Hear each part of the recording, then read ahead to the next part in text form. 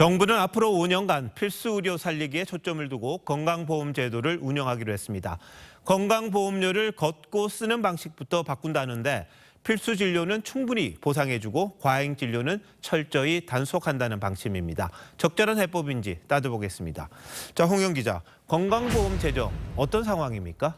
네, 지금 당장은 괜찮지만 곧 바닥날 거라는 게 정부의 주장입니다. 올해는 2조 6천억 원 흑자를 낼 것으로 보이지만 내년에는 흑자 규모가 확 줄어들고 내후년부터는 적자로 돌아선다는 건데요. 문제는 속도입니다. 4년 뒤인 2028년에는 적자 규모가 1조 6천억 원에 육박할 것으로 정부는 내다보고 있습니다. 이렇게 재정이 확 나빠질 거라고 보는 이유는 뭡니까? 네, 여러 가지가 있겠지만 가장 큰 건 고령화입니다.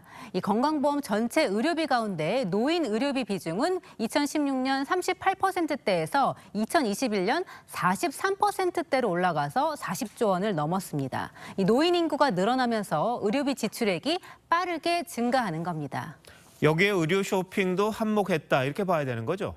네, 그렇습니다. 2021년 한 해 동안 150번 넘게 진료를 받은 사람은 19만 명에 이릅니다. 이 주말과 공휴일을 빼면 거의 이틀에 한 번꼴로 병원을 찾은 건데요. 이들에게 투입된 건보 재정만 2조 원에 육박합니다. 이 전체 부담금의 7%에 해당하니까 무시할 수 없는 수치입니다.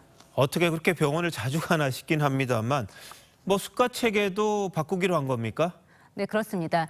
지금까지는 수술이나 진료 건수로 보상을 해줬는데 화상이나 소아외과 같은 고난도 기피 수술이나 위험도가 높은 중증 응급 분야는 더 높은 수가를 책정하기로 했습니다.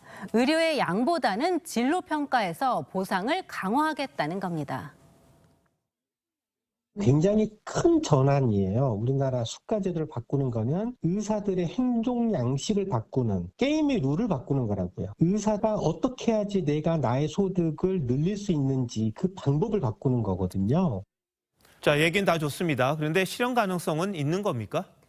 네, 전문가들은 이 취지와 방향성은 공감하지만 이 구체적인 계획이 더 나와야 한다고 지적했습니다. 예를 들어서 급여, 비급여 진료를 동시에 하는 이른바 혼합 진료를 막겠다는 것도 이 당장의 의료계 반발이 예상됩니다.